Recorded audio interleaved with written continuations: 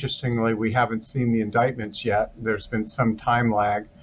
I suppose it will take some time to go through all the forensic, evidence. Well, the things that I experienced with him were monster-like. That stuff almost destroyed my life. We've all seen the headlines, the raids, the courtroom sketches of a once untouchable mogul now facing a reckoning. But what's emerging goes beyond Sean Diddy Combs himself. It's about a wider web of influence that extended far past his mansions. And at the center of the latest storm is Paris Hilton, not portrayed as a bystander, not as a victim, but as someone insiders allege was deeply woven into the very party culture now under FBI scrutiny. The question isn't only what she witnessed. It's what she's alleged to have taken part in and why, after years of silence, pressure may finally be mounting. It starts with timing. Just weeks ago, federal agents executed search warrants at Diddy's properties in Los Angeles and Miami, sending shockwaves through the industry. Prosecutors allege racketeering, trafficking, and a long-running pattern of systemic behavior they describe as an enterprise. But here's the twist: sources familiar with the investigation say Diddy isn't the only focus. Say that, remember, Diddy and his team were very upset when they found out that this footage was part of the documentary, and they tried to shut it down, but, the act of taping it is what out. Is so the awful. The act of taping it, right. Without Diddy would say that I didn't authorize that video going out, and the argument they've made is that he's the one who has the right, that he owns that. Investigators are reportedly tracing the connections, who attended, who benefited, and who may have ignored what was happening behind closed doors. That's where Paris Hilton's name surfaces, not as a casual guest, but as someone insiders describe as an active figure in the after-hours culture tied to Diddy's world. These aren't framed as vague rumors. They're described as first-hand accounts from individuals linked to the case who claim Hilton wasn't merely present, she was a regular. One former associate, speaking anonymously, described her as more than a socialite, alleging she was part of the machinery. The implication is that the same gatherings where aspiring artists allegedly faced coercion, where substances were said to circulate freely, and where private rooms were off-limits to outsiders, were spaces where Hilton's presence was purposeful. And now, as Diddy's legal team scrambles to contain the fallout, the question expands beyond his guilt to who else may be exposed as the full scope comes into view. Sorry, I'm just I'm in this moment right now. This is crazy. Sorry. People don't really know how much what it does to you when something that you love is taken from you and thrown away like it don't even matter, and then they move on with their lives and you're stuck. You're stuck during those years. You're still stuck 21. To understand why this matters now, it helps to rewind. Diddy's infamous white parties weren't just social gatherings. From 1998 to 2009, they were power displays drawing A-listers like Mariah Carey, Jay-Z, and Paris Hilton under the banner of exclusivity. All-white dress code. Ultra VIP access. But lawsuits later painted a much darker picture. A 2024 filing from a man who attended the first party at age 16 claims he was lured into a private area and pressured as a supposed rite of passage. Another lawsuit from a former security guard alleges he was drugged and assaulted at the 2006 event. Adult film performer Audria English claims she was groomed into trafficking after working multiple white parties, alleging drinks were spiked. So where does Hilton fit? According to multiple sources, she was a recurring presence in VIP sections where the most troubling behavior allegedly occurred. One industry insider who worked PR for Diddy in the early 2000s claimed Paris wasn't there for music, she was there for access, and that access came with expectations. Q of day 26, they were on Making the Band 4. He has finally come out and had a conversation about why he was so upset and crying, and a lot of his interviews talking about Diddy and that whole conversation. Yeah. And he is making some really huge allegations against. These were the same events where Quavo from Day 26 has described blacking out after being given substances, where Dawn Richard has denied facilitating similar incidents, and where Justin Bieber's name resurfaced in connection to Diddy's infamous 48 Hours with a 15-year-old. These weren't portrayed as moments of excess alone, they're described as leverage points. Now layer in the Epstein connection. Hilton's name has long floated around Jeffrey Epstein's circle, though she has denied meaningful involvement. In a 2025 interview with The Times, she dismissed claims that Ghislaine Maxwell tried to recruit her, calling them clickbait and saying she didn't even remember meeting Maxwell.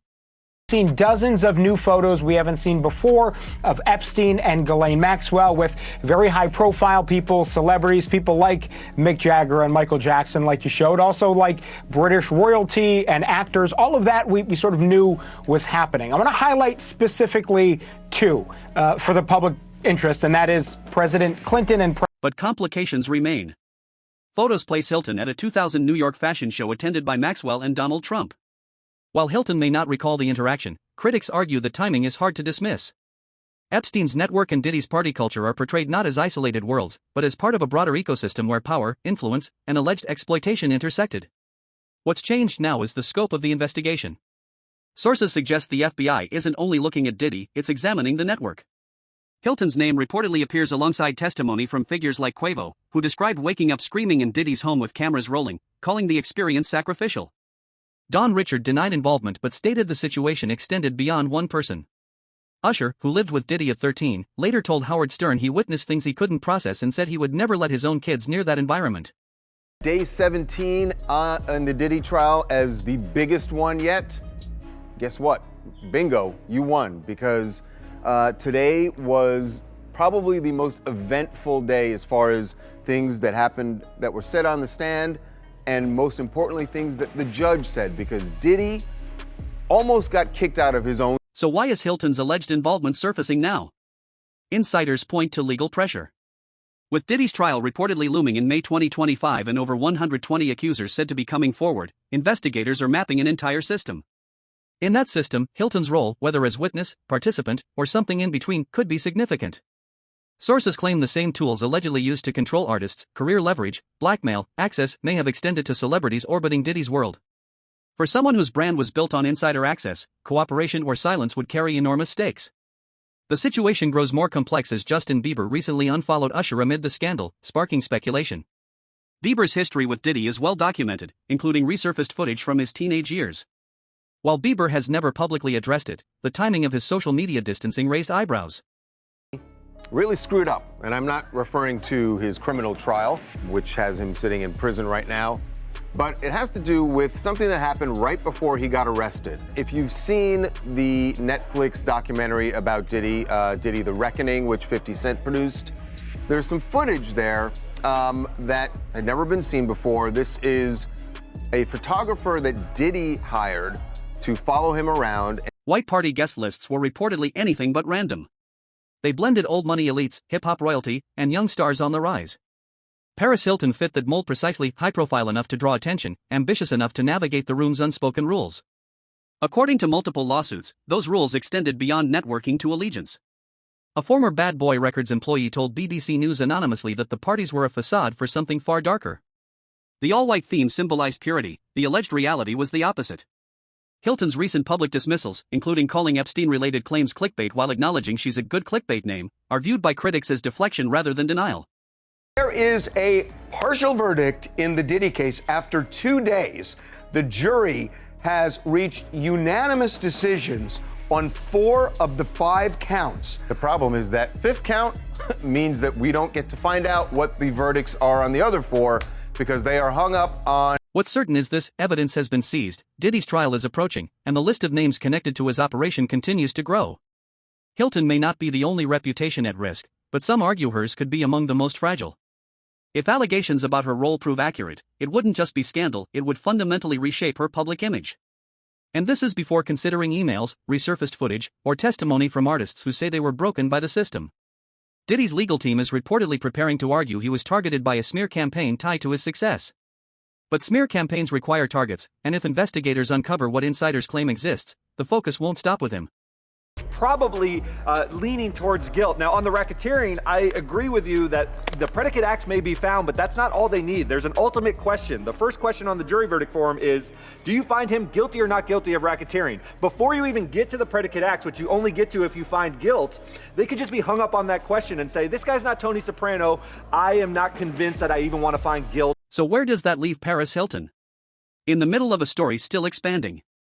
The same parties accused of destroying careers, the same network under federal scrutiny, the same circles overlapping with Epstein associates, all roads seem to converge. And history suggests the truth rarely stays buried. The FBI isn't only examining actions, they're examining enablers, those who attended, stayed silent, and benefited. If Hilton's name appears not as a victim or witness but as an alleged participant, the issue becomes not just what she knew, but what she might say to protect herself. That, more than any headline, may be the real story. He put his hands on females, put his hands on producers, executives. That's just his, I guess that's what the whole name Bad Boy comes from. that people don't really understand. What is it? What is a bad boy? Why did he choose that name? You know, like he never really gave a clear definition of how he feels about that. Consider Usher's case. At 13, he lived in Diddy's New York home during what was called Flavor Camp. In a 2016 Howard Stern interview, Usher described the experience as eye-opening in ways no teenager should endure. When asked if he'd let his own children near that environment, he said no without hesitation. Yet he stayed and later referred to Diddy as a mentor. Why? Critics argue it reflects the industry's unspoken contract, access in exchange for allegiance. If someone with Usher's stature felt that pressure, what about those with far less power? This isn't just about individuals, it's about an ecosystem where ambition outweighed morality. Explain why he's speaking out now. He said he's speaking out because he believes Diddy's a predator. He wants accountability, and he doesn't want someone like this to run unchecked. The white parties, according to lawsuits, function as auditions. A former security guard alleges he was drugged and assaulted at the 2006 event. Audria English claims she was groomed over time. These incidents are portrayed not as anomalies but as features of the system, which relied on gatekeepers. Former Diddy publicist Rob Shooter described the environment as tightly controlled, surrounded by security and secrecy. Though he says he never witnessed misconduct, his account paints a picture of an operation designed to manage both narrative and people.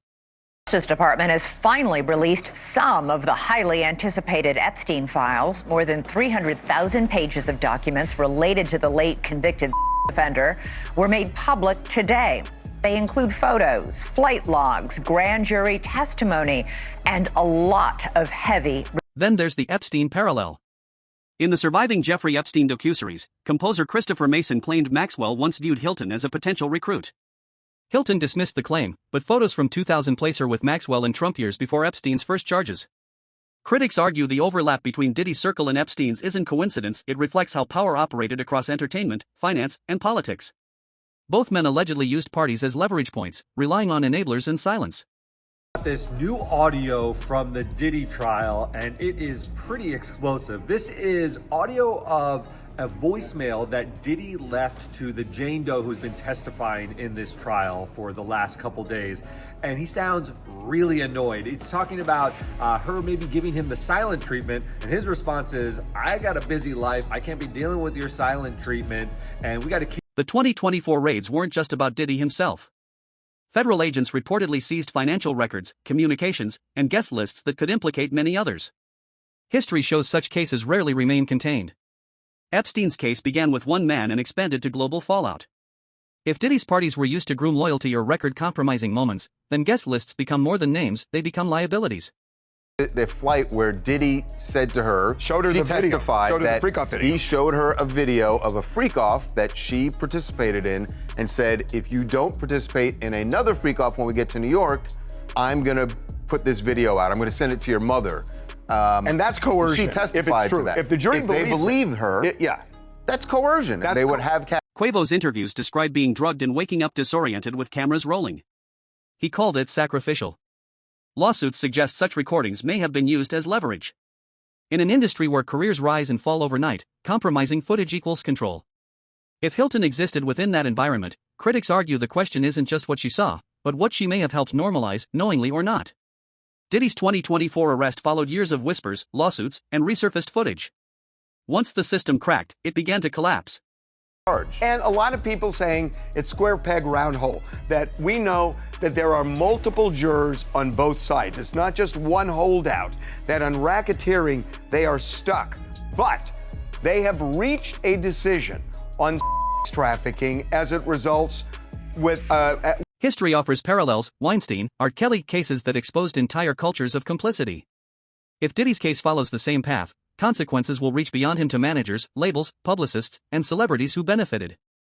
Hilton's alleged involvement symbolizes a deeper issue: how far the rod extends. The FBI isn't just investigating actions, they're investigating networks. And in an age where nothing truly disappears, every name tied to those parties faces scrutiny. The system that once protected its secrets is now turning inward. Whether Hilton cooperates, stays silent, or is implicated remains to be seen. But the larger story is clear: this isn't about one downfall.